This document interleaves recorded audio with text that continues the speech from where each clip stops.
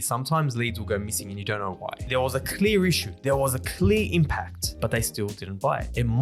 It could be you didn't establish the importance of that. Because sometimes they don't know the impact, we know. Yeah. And if you know what you're selling, you know the impact of having your thing and not having your thing. But rather than saying, oh, it's so good and you can do forecasting, you can ask it a different way. Okay, cool. So Semi, how are you forecasting your deals? Like, how do you know what's coming in next quarter? Oh, we don't. Oh, okay, cool. Like, is that a problem? Like, would you like to see that? Doing this, I was talking about sales coaching, selling it to someone who was a sales professional, and he could see everything I was doing, but he loved it. He absolutely loved it. He goes, maybe I can see exactly what you're doing, but I'm not able to articulate that to my team. You know what I mean? So I think this will be useful. So I'm like, yeah, look, dude. And by the way, as a side note, when someone like calls you on it, you double down. One of my previous customers I'm talking to right now, I literally said, hey, look, dude, when can we catch up so I can give you my pitch? I want to pitch to you this. Welcome to Inbound Buzz. My name is Moby Sadiq and you're joining us for episode 171 and I'm joined by Mr. Semi. How are you, sir? Very good, Mobs. How you doing? Very good, man. Very good. Let's get straight into news because this one I'm super excited about. Absolutely. We actually did not plan on talking about this, but once you read the title of it, you were like really stoked. So TikTok launches search ads campaign. So TikTok has launched a campaign that allows keyword-based ads, specifically targeting TikTok's search results page.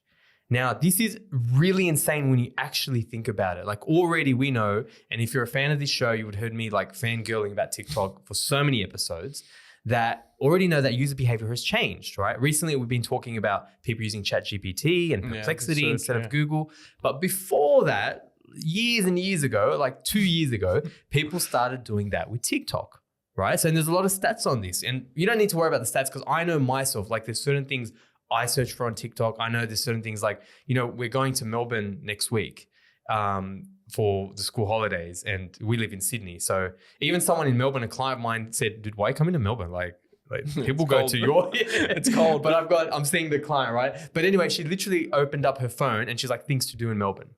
Now, I don't do that. Like, I will use TikTok for other things, but she did that, right? But there's like data on this. Huh? Who did that? My wife did this. Like, she literally opened up TikTok and what to do in Melbourne, which I found really interesting.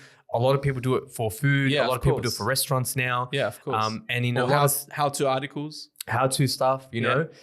There's a lot of stats around this too. Like, because I'm conscious that just like I didn't do this, like my wife did, that a lot of people listening don't do this, but you need to understand people are doing this. In fact, 41% of consumers have used TikTok as a search engine. 64% of Gen Z have reported using TikTok as a search engine. And a lot of people across all demographics have found TikTok results better than Google results for certain categories of search. Yeah, I agree, man. It's straight to the point too, right? The fact now that, dude, you can bid on that. Like I spend, I'm not active on TikTok now, but for years I was like working on it really hard. I got to like 30,000 followers and stuff. And then I kind of took the foot off the brakes. But there was a point where if you search for digital marketing expert, I would come up, right? Now, I probably don't come up now because I'm not active, but I had to work hard for that. Like months and months and months of putting content out 4 times a day. Imagine now, dude, you can just bid on that now. Yeah, all the hard work. Right? Now. So like, imagine she searched for things to do in Melbourne and I can bid on that now. Yeah. It's really cool stuff. And like anything, there's always a window before the masses figure this out and adopt it. So get onto it. Which industries do you think is going to be really appealing for TikTok since you've been using it a fair bit? It's a good question. I think there's obvious ones that it's going to be better for, like consumer. This is the thing. I don't want, like, you need to have, if you're listening to this show, you need to have a growth mindset because you can't just be like, oh, I'm in B2B. You can't think like that, right? Like, we're in B2B. I've done it before. Like, I know a lot of B2B who've used TikTok as well. You can't think like that. But obviously, it's going to be more leaning to B2C. Yeah. So, restaurants, tourist places, a lot of consumer stuff. Yeah, products, e-com, those type of things. But if you think about from a B2B point of view, maybe not necessarily like who's going to search for marketing agencies near me? They're not going to do that, but they might search for like problems with my marketing, Google ads versus SEO. Like they're going to search for those problem statements in your space. And that's what you got to look for. So let's, I think that's it for now because we've got a big featured buzz today, right? Which is running the perfect discovery, Mobs, because I think you're really good at running sales. You do sales coaching as well. We do the They Ask You Answer framework. There's a whole bunch of things in that too. Yeah. So you actually held a lunch and learn for us, and that was really interesting. Where you broke the discovery call to a point where like everyone in that room took so much benefit out of it. So we thought we'll do a session on this. So tell us about what is the fundamentals of a perfect discovery call. Yeah, it's really 3 parts. And before we get into it, this is kind of like my disclaimer. Some of this stuff is so basic. I feel like the best advice is basic advice, siloed in one place, removing all the fluff. That's the best type of advice for a lot of things in business. That's what I'm going to talk about today. Get to the core. Get to the core. It's all simple stuff, but it's like the what simple stuff you need to focus on, right? That's the best type of advice. And when you look at it, when you look at the fundamentals, when you look at high performance sales, and I look at a lot of studies based on sales reps, the high performers, you've got, like average performers, whatever. And then there's like a big gap between the high performers and then the average, a big gap. So essentially and I've got stats in the B2B space for this one, not B2C, but in complex, high performing, high value B2B sales, top performers are 3 times more effective than the average, but only represent 5 to 15% of the sales population. So there's a small, 5, 10, 15% that do 3 times better than everyone else. And when it boils down to it, it's always the key fundamentals. So that's the important thing. But getting straight into it, there's really, and I call it the perfect discovery call burger, right? And I'll explain that. I love my burgers. You and I love our burgers on a Friday. And I've broken it down into 3 parts of a burger. You've got the buns, and then the meat in the middle. And by the way, if you're listening to the show, if you're watching the version of this show, it's or you're listening, you want to check out the video version, go to redpandas.com.au/EP171, and you can check out my nice haircut, but not Simi's because he didn't cut his hair today. But that's all good, no judgment. So anyway, some of the stuff I might refer to my screen, and when I do, you can look at the video, but it's okay, you can listen along. But there's really 3 parts. The first bun, the top bun, is the agenda setting. Then you've got information gathering, which is really the meat, and that is the stuff that people do. But what they don't think about is the buns on the end, right? So agenda setting, information gathering, and then progression to next steps. And we can, jump into agenda setting if you like, Simi. So tell us a little bit more about what agenda setting looks like. It's interesting, right? So what I didn't realize when we did the lunch and learn, it was great. We got a lot of good feedback, and actually even we invited our clients, and one of them who wasn't doing this with us is like, they loved it so much, like, hey, Mobes, can you guys do this for us? Yeah, cool, obviously, which was cool. We didn't do it for a sale, but we actually kind of got a sale out of it too. But the thing that stumped people on in the start, and I didn't realize it until I started seeing people's reactions, is agenda setting. So I asked a question like, what do you guys do for agenda setting? And people sort of looked at me like, what the hell are you talking about? You asked me that question and stumped me because I don't think about it. Right. Because I've been doing it for so long, I've been coaching, and this was my fault. This was completely on me. What's agenda setting in the sales call? Or more importantly, what's a lack thereof? Most people are doing a lack thereof of agenda setting. So they're just jumping into the call. Just get to the point. Yeah, tell me more about it. What do you need? In this point, getting to the point is normally good. In sales, it's not. It's not. You don't just get to the point. You don't just do, hey, how you doing? How's your day? So talk to me. What got you interested? Yeah. Right? When a prospect jumps onto a sales call with me or my clients, I want them to realize, they're sitting in front of someone now. They're sitting in front of a professional. This person's going to take care of me, right? They're in control. Your clients want someone who's in control, who's got this, right? That's one. The second thing is that before you, and this is discovery, by the way, this is discovery. I change it, if I second, third call client, it's different, right? The second thing is that before they speak to you, so Sammy, let me ask you, before you speak to a sales rep, whether you're walking into a showroom or you're about to pick up a phone, what's your sentiment about the person? You've never met them. What's your sentiment about the salesperson? Sleazy, salesperson. Yeah. They're just trying to sell me, right? Yeah. I wonder what they're gonna what problem they're gonna try to solve. Consciously or subconsciously, that's what you're thinking, right? Consciously or subconsciously. So we need to get ahead of that. We need to be mindful of that. So rather than saying, so Semi, you're interested in HubSpot, tell me about it. You start with the agenda. So what does that sound like? Semi, excited to meet you. Let's get down to it. So in this call, what I want to understand is what your problems are, where the gap is, where you're trying to get to, and whether we can help you or not. And if we can, amazing. We can talk next steps now. We've helped other clients. If not, I can point you in the right direction. How does that sound? Sounds good to me. Right. And the key thing is I'm going to wait for that confirmation. And then I might even say, do you want to add anything else onto the agenda or something like that? Yeah. And then I start. There is an authority there. There's like, this person's here to do business. The other thing too, and people always think I'm an asshole about this, is in a discovery call, the first call, I do not ask them how they are. Yeah, it's a big can of worms. I don't ask them how they are because, to be honest, like when a sales rep says to you, "How are you, Semi?" Do you really think they give a shit how your day is? Excuse the language. Do they really care? Yeah, no. Right? By the way, I've been trying to swear less. Hopefully listeners have noticed. I'll let that one slip there. I think it also diminishes your authority in a sense because like you're like, oh, how are you? You know, like your energy is low. You come in. Yeah, and I gave an example in the lunch and learn. I was like, I said to someone, asked me, I think it might have been you, asked me how I am. And I went on a ramble, right? I'm like, oh, my cat died, my dog's dying, my wife left me. Now, there's exaggeration, but that can eat so much time in a sales call. And the thing is, it's not about, because I know what you're going to think, is people are going to say it's about people liking you. It's actually not, if I'm honest with you. It's not. Yeah. They've done studies on this in the Challenger sale, and the relationship builders are the lowest performing type of salesperson in the cohort of 5 different personality types. The one that is the highest performer is challengers. They challenge your thinking. They take authority. They take control. They're not pricks. They're not assholes. That's not what we're saying here. But it's not about being nice. But notice like the way I said, it's like, Sammy, so excited to see you. So great to see you. That's my proxy, or that's my replacement for how are you? Yeah. Right? So there's that. There's also, if you noticed, setting the agenda, there was willing to walk away. Yeah. So WTWA. Willing to walk away. Did you get that from someone? I don't think so. Because I hear you talk about that all the time. Yeah, I don't know, to be honest. Like some of this stuff is a mush in my head. I love crediting people where it's due. You know what I mean? Like I mentioned Challenger sale and stuff.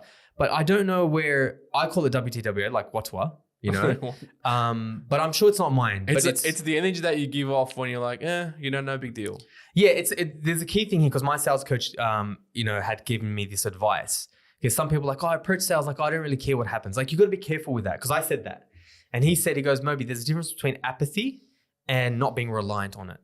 Apathy is like, don't really give a shit.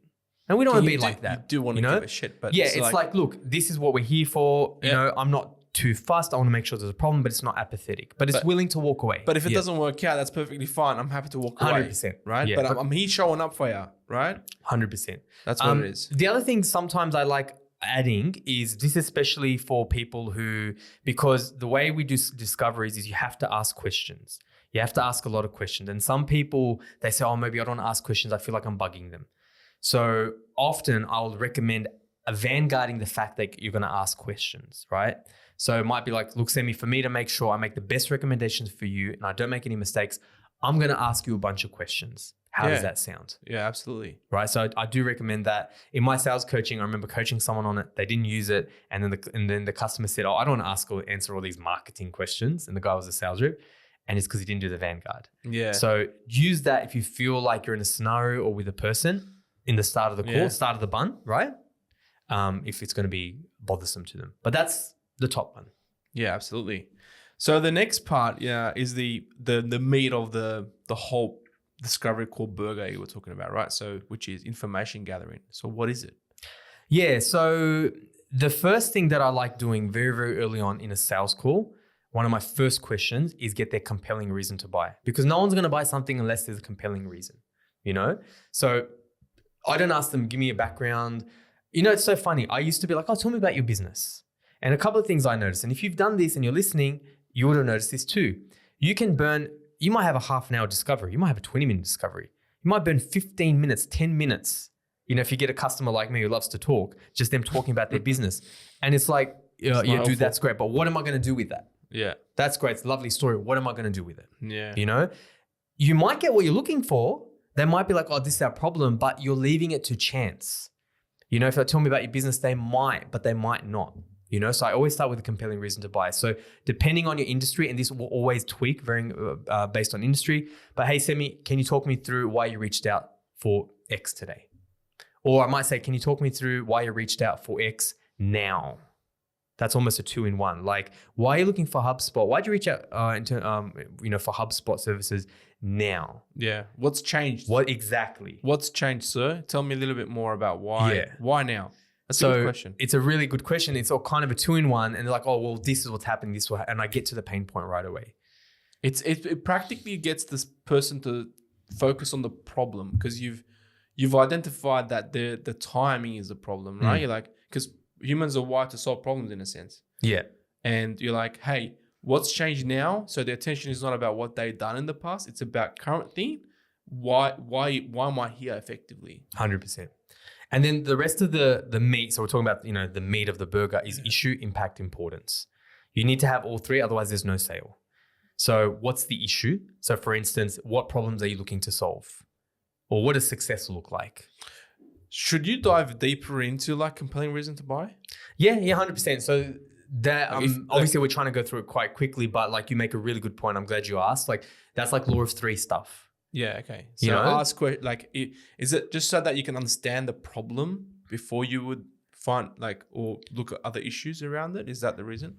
Yeah. So sometimes a whole compelling reason to buy is an issue question if you really think about it. Like what's got you reaching out? Like now specifically, it does fall into the issue bracket or the issue category of questions. Okay. To be honest, like there's certain scenarios where I've even sort of like, this is the thing, like sales it's an art. It's not a science. Yeah. There's no formula you should follow. And look, like guidelines are great, but you can sort of, as long as you get it, like as long as, even if you don't ask it, but somehow you get it, as long as you ask it. So it is an issue question essentially, but like I might do that. Or I might jump straight to issue questions if I've got a really, really good idea. Like what problems are you looking to solve? What problems are you looking to solve now? Why is that important now? That's just kind of breaking down that question. Yeah, okay. What does success look like? Tell me more. Yeah.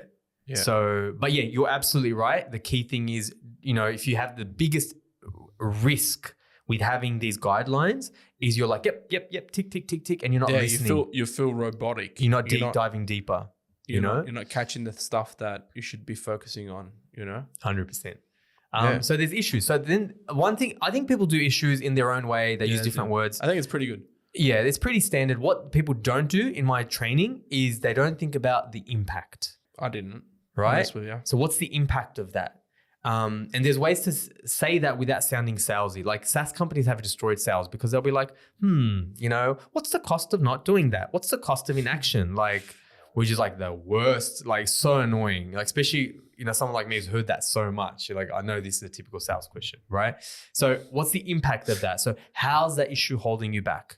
What knock-on effects is this causing down the line? Does this issue affect marketing, sales, ops in any way? Replace whatever, department you think is involved in that, right? Of course. How much so? So the impact is really, really important. So if I give you a specific example, one of the ones I've used a lot in selling HubSpot is customers will talk about, they don't have a pipeline.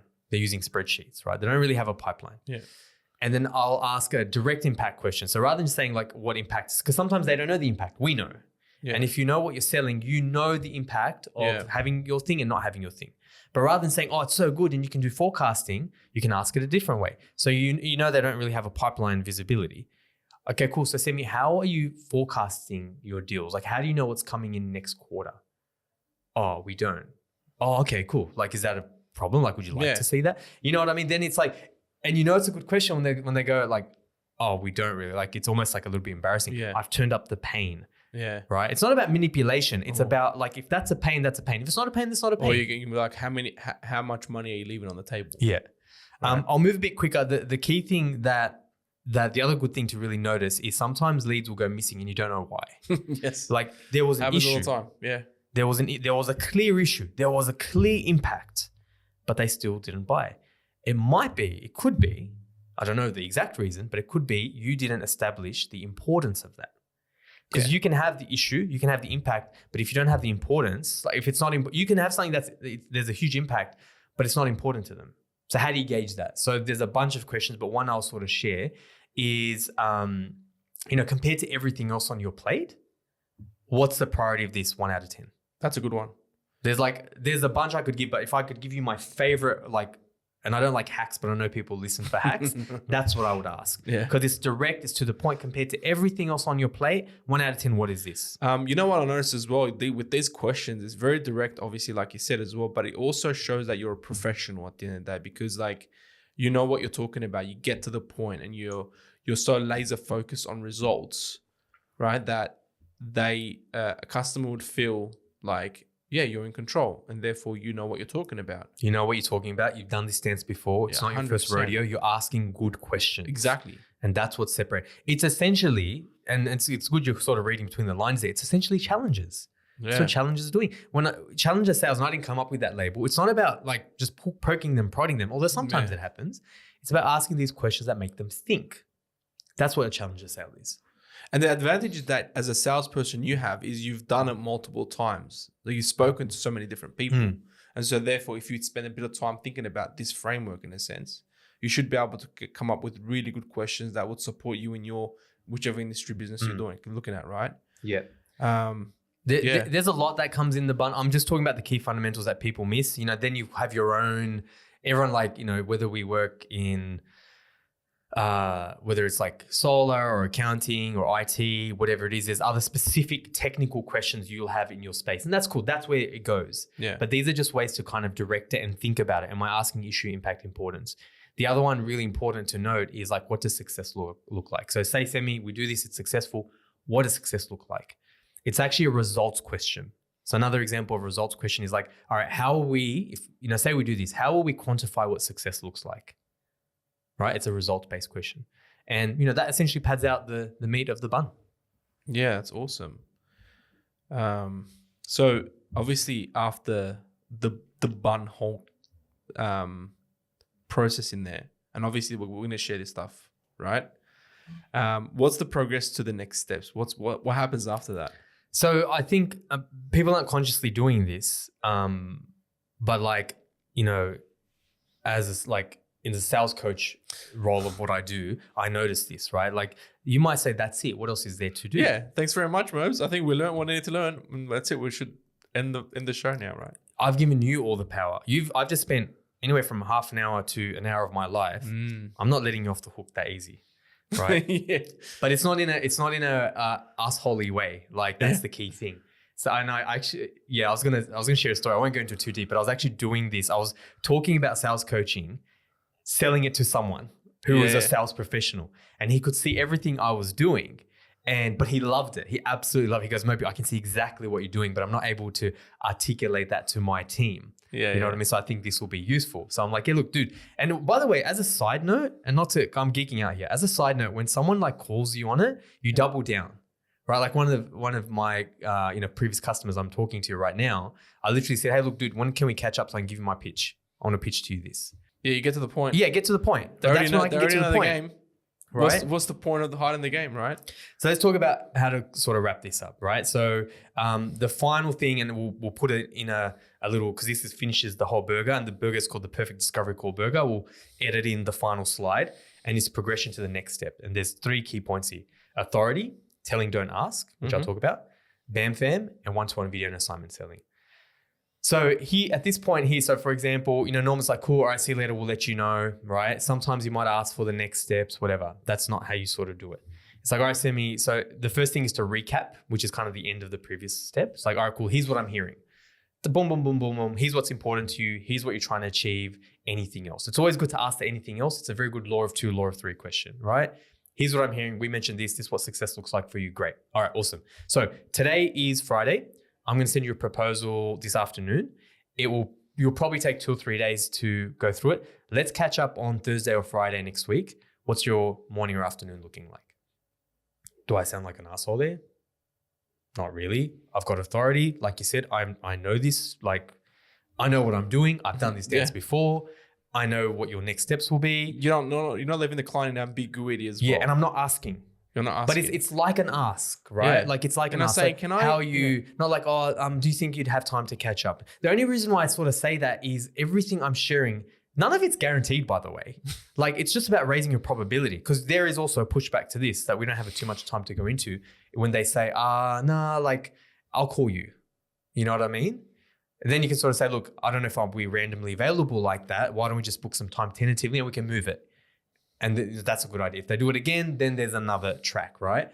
But the point is that this is just designed to increase your probability. So if you're asking, you're going to reduce your probability. If you're telling in a nice authoritative way, and it's not like I'm being an authority now, the whole call I was leading. Yeah. It's a natural extension. It's a natural progression with me and you, as a salesperson and a prospect. So you're telling, don't asking. And then bam, fam. So book a meeting from a meeting. You should always book a meeting from the meeting. Either you're chasing the sale or you're chasing the progression of the sale. You should just do it at all times anyway, to be honest. Yeah. If there's a need for another meeting, 100%. Even if it's like someone who's a client of yours, you do a bit of project work for. So absolutely. look, listen, man, let's catch up in 3 months. So I'm booking a meeting from a meeting, and we did that there. And then the final thing, this is after the sale, after the call, is do a one-to-one video and assignment selling. So people miss out on that, but it's super important. Yeah. We've done a lot of stuff on this. If this is the first time you're tuning in, you don't know what I'm talking about, definitely go on our website, redpandas.com.au, search for assignment selling, search for one-to-one video. But essentially it'd be a Loom video. It's like, hey, Sam, we discussed this. If I'm sending you a proposal, I'll walk through some key parts of the proposal in 3 or 4 minutes, and I'm assigning you homework, right? So I'll assign you like, check, you asked me about this. I'm going to send you a resource. Next time we're going to talk about this. And I do it in the email. And that's pretty much it. Like that was super, super fast, but that essentially is the perfect discovery call burger. That's amazing. And, you know, if you do have HubSpot, for those people that are in HubSpot around, you can use something called playbooks to be able to have all this inside one simple playbook, and you don't feel scripted, but have all the answers and stuff in there. Really good point. Really, you could actually have questions. You can have the questions in the playbook and answer, and it'll go directly into your CRM, so you log it automatically and don't have to worry about not messing up the burger that you just crafted. Awesome. Thank you, Sammy. Guys, it's been an amazing show, and we'll join you again for another episode of Inbound Buzz. Thanks, guys. Bye. Thanks for listening to Inbound Buzz. Learn anything? Return the favor by spreading the word. Want to make your mark in digital? Need help with your digital strategy, inbound, and marketing automation efforts? Then visit redpandas.com.au and be sure to tune in next time for another Inbound Buzz hit.